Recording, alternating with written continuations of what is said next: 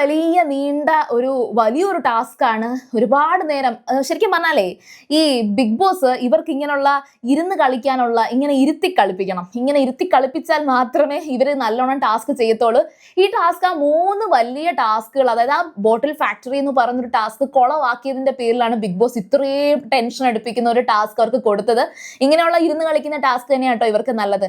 അല്ലാതെ ഇവർ ഈ ഫിസിക്കലി എന്തെങ്കിലും ചെയ്യാനാണെങ്കിൽ എല്ലാവരും കിടന്ന് അടിയുണ്ടാക്കും. അതിന് കാരണം എന്ന് വെച്ചാൽ എല്ലാവരും നല്ലോണം ഫിസിക്കലി ആക്റ്റീവ് ആണ്. എല്ലാവരും അങ്ങനെ ബുദ്ധി വെച്ച് കളിക്കുന്നതിനെക്കാട്ടിയും കൂടുതൽ അടിയുണ്ടാക്കി കളിക്കാൻ എല്ലാവർക്കും ഭയങ്കര ഇഷ്ടമാണെന്ന് തോന്നുന്നുണ്ട്.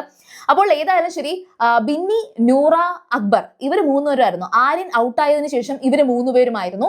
അപ്പോൾ നൂറ വീണ്ടും ബോട്ടിൽ എടുക്കാൻ കിട്ടിയ അവസരം നൂറയ്ക്കായിരുന്നു. നൂറ ഇത് കൊണ്ടുപോയി ബിന്നിയുടെ ടേബിളിന്റെ മോളിൽ വെച്ചിട്ടുണ്ടായിരുന്നു. ബിന്നിയുടെ ടേബിളിന്റെ മോളിൽ വെച്ചിട്ട് നൂറ ഒരു അഭിനയം അവിടെ കാഴ്ചവെച്ചു. അതായത് തന്റെ മുന്നിൽ ബോട്ടിൽ ഇല്ല എന്ന് പറഞ്ഞിട്ട് നൂറ ഇങ്ങനെ എക്സൈറ്റഡ് ആകുന്നുണ്ട്. അപ്പൊ ഇത് കാണുമ്പോൾ തന്നെ ബിന്നിക്ക് കുറച്ചൊരു ഡൗട്ട് അടിക്കുന്നുണ്ട്. ഇത് മനഃപൂർവ്വം കാണിച്ചതാണ് എന്ന് ബിന്നിക്ക് തോന്നുന്നുണ്ട്.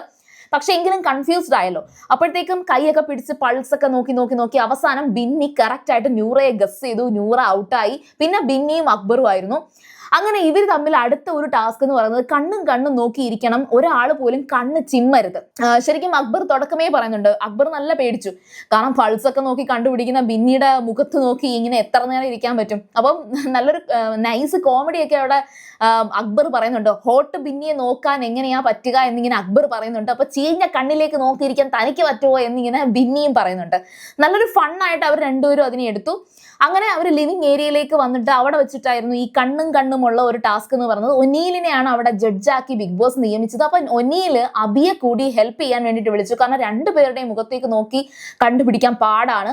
അങ്ങനെ അക്ബറിനെ നോക്കാൻ വേണ്ടിയിട്ട് അബിയും നൂറയെ നോക്കാൻ വേണ്ടിയിട്ട് ഒനീലും നിന്നു. അങ്ങനെ അവർ രണ്ടുപേരും ആദ്യം കുറച്ച് ക്ലാഷ് ഒക്കെ ഉണ്ടായി. എങ്കിലും ശരിക്കും പറഞ്ഞാൽ അക്ബർ കണ്ണ് ചിമ്മും നമുക്ക് അറിയാമായിരുന്നു. കാരണം ബിന്നിക്ക് കുറച്ചും കൂടെ ആ ഒരു കൺട്രോളൊക്കെ ഉണ്ട്. അത് പൊതുവെ സ്ത്രീകൾക്ക് കിട്ടുന്ന ഒരു കഴിവാണ്.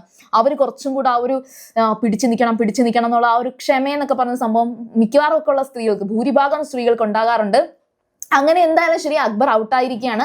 ബിന്നിയാണ് മിന്നിച്ചിരിക്കുന്നത്. അങ്ങനെ ഈ ഒരു ടാസ്കിൽ ഇമ്മ്യൂണിറ്റി കിട്ടുന്നത് ബിന്നിക്കാണ്. അങ്ങനെ കുറെ നേരമായിട്ട് ഓടി ഈ ലൈവ് കണ്ട് വീഡിയോ ഒക്കെ എടുത്തെടുത്ത് ഞാനും കുഴഞ്ഞ് ഞാൻ ഈ കുറച്ച് നേരത്തേക്ക് റെസ്റ്റ് എടുക്കട്ടെ. അപ്പോൾ ഈ ഒരു ടാസ്കിനെ കുറിച്ചും അതുപോലെ ഈ ഒരു ലാസ്റ്റ് അവരുടെ ആ ഒരു കണ്ണ് ചിമ്മിയുള്ള ടാസ്കിനെ കുറിച്ചും പിന്നെ ആര്യനെ കുറിച്ചും നിങ്ങൾ എന്തായാലും പറയുക. എനിക്ക് ശരിക്കും പറഞ്ഞ ടാസ്കിൽ ആര്യനെ ഇഷ്ടപ്പെട്ടു. ഭയങ്കര ഫണ്ണായിട്ട് എന്റർടൈൻമെന്റ് ഒക്കെ ഉണ്ടാക്കി ആര്യനാണ് ഈ ഒരു ടാസ്കിനെ ഒന്ന് എന്താ പറയുക ലൈവായിട്ട് നിർത്തിയത്. ഇല്ലാതെ നമ്മൾ കണ്ടിട്ട് ആ ലൈവ് കണ്ടിട്ട് അവസാനത്തെ റിസൾട്ട് മാത്രം കണ്ടിട്ട് അങ്ങ് പോകുമായിരുന്നു. പക്ഷെ ആര്യൻ ഇവിടെ ഒരു റിസ്ക് കൊണ്ടുവന്നു. ഈ ഒരു ടാസ്ക് ഇത് ആര്യൻ കള്ളക്കളി കാണിച്ചോ ഇല്ലയോ എന്നുള്ളത്. ശരിക്കും പറഞ്ഞാൽ അതിനകത്ത് വേറെയും ഒക്കെ ഒരുപാട് എലമെന്റ്സ് ഉണ്ടാവുമായിരിക്കാം. പക്ഷെ നമുക്ക് കിട്ടുന്നത് ഈ ഒരു ലൈവ് ആണെങ്കിൽ നമുക്കത് എഡിറ്റഡ് ആണല്ലോ കിട്ടുന്നത്. അപ്പൊ ഏതായാലും ശരി, നിങ്ങളുടെ ഒരു അഭിപ്രായം ഈ ഒരു കമന്റ്സിൽ നിങ്ങൾ പറയുക.